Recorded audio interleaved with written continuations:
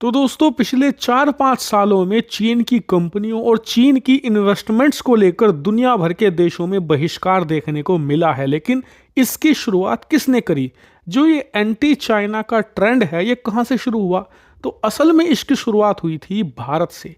2020 में गलवान घाटी की हिंसा के बाद ही जिस प्रकार से भारत ने चीनी कंपनियों को एक्सपोज किया, इनके खिलाफ इन्वेस्टिगेशंस बिठाई और जो सबूत थे वो दुनिया के सामने रखकर एक एक करके चीनी कंपनियों को बैन करना शुरू किया, उसके बाद दुनिया भर की आंखें खुल गई। तमाम दुनिया के देशों ने चीन की इन्वेस्टमेंट के खिलाफ एक्शंस लिए, चीन की कंपनियों के खिलाफ एक्शंस लिए और यहां तक कि अमेरिका जैसा देश भी आंखें मूंदे बैठा था चीनी कंपनियों के खिलाफ।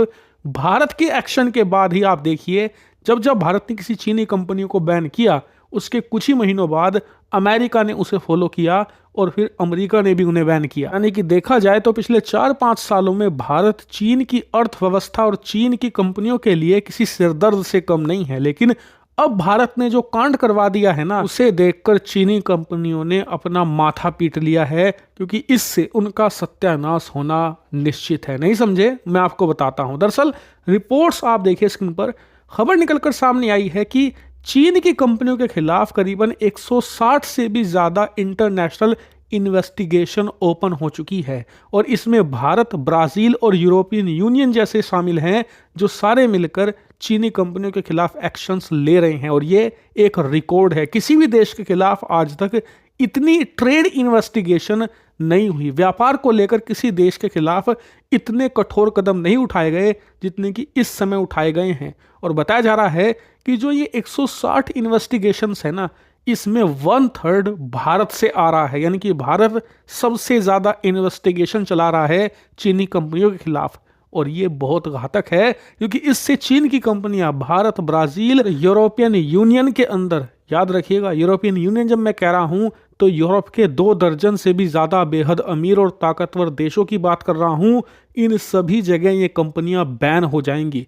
और अगर आपको लगता है कि ये ज्यादा है तो अभी रुकिए, जैसे ही भारत और यूरोपियन यूनियन ने मिलकर ये एक्शन लिया ना, के तुरंत बाद अमेरिका ने इसे फॉलो करना शुरू कर दिया है। आप देख सकते हैं रिपोर्ट्स आई है कि अमेरिका ने तो सारी हदें पार कर दी, 300 से ज्यादा यहां पर इन्वेस्टिगेशन ओपन कर दी है चीनी कंपनियों के खिलाफ। इसमें आरोप यह है कि चीनी कंपनियां डंपिंग का इस्तेमाल करती हैं किसी भी देश की देशी कंपनियों को खत्म करने के लिए।